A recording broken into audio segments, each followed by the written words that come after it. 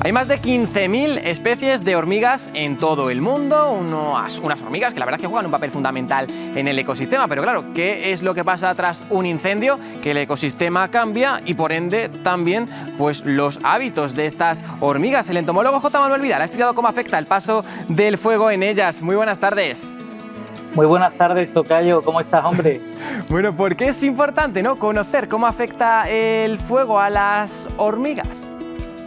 Pues como bien sabes, vivimos en un marco, ¿no?, de cambio global, y en este marco de cambio global el hombre, el ser humano, ha sustituido esos regímenes naturales de incendio por regímenes antrópicos, ¿no? Entonces es de vital importancia estudiar el efecto que tiene el fuego sobre los organismos, porque gracias a eso vamos a poder establecer buenas medidas de conservación de la biodiversidad. ¿Dónde habéis realizado eso? Disculpa, no, sigue.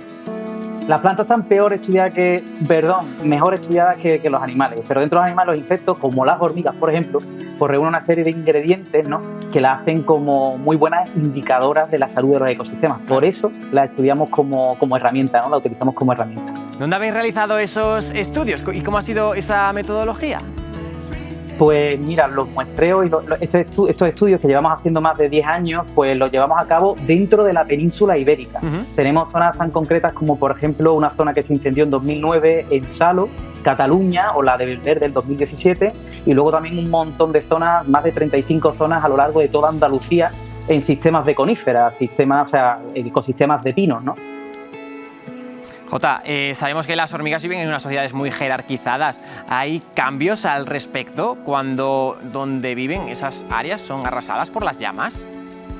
Efectivamente, sí que hay cambios en las comunidades, concretamente hay cambios en las jerarquías de dominancia. Hemos visto como especies oportunistas en zonas que no se han quemado, pues resulta que son dominantes en términos de abundancia en las zonas quemadas. Y también hemos visto cómo esos cambios de jerarquía se dan con más abundancia en zonas quemadas más recientes con respecto a zonas quemadas más antiguas, solo que estos cambios no muestran un patrón claro, ¿no? Y todavía estamos trabajando para poder entender y dar una explicación a estos patrones.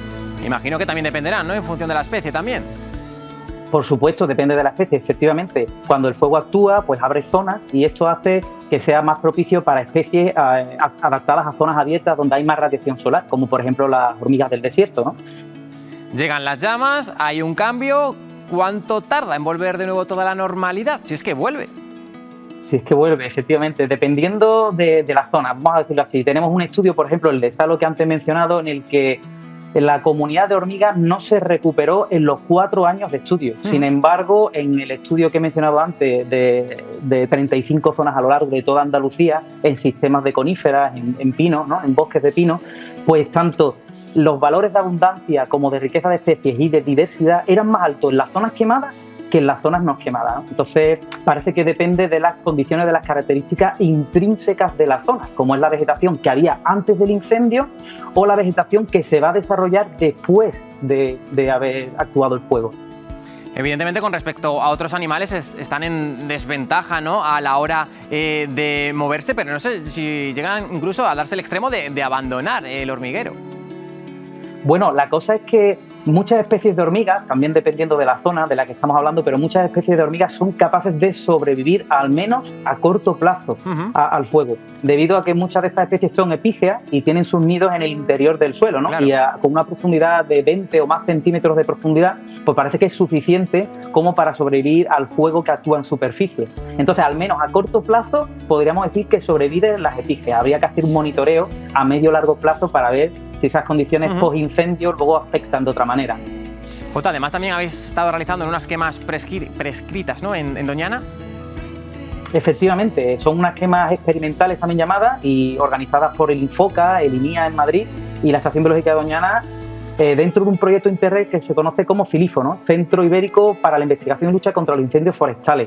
Y el objetivo de estas quemas pues era rejuvenecer el matorral y favorecer el hábitat del conejo, que es la presa clave del lince ibérico y el águila imperial. Solo que para nosotros pues nos plantea un laboratorio natural para poder tener la oportunidad por primera vez de no llegar tarde a la escena del crimen. Es decir, poder hacer un muestreo antes de la comunidad de hormigas, hacer la quema experimental y un muestreo después, ¿no? ¿Es pronto todavía para resultados?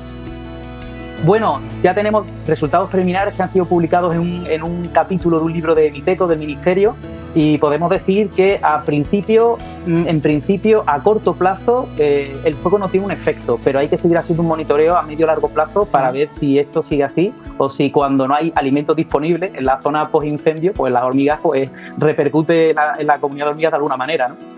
Bueno, pues estaremos pendientes de esos resultados. J. Manuel, muchísimas gracias por atendernos. Un abrazo. Muchas gracias a vosotros, un abrazo.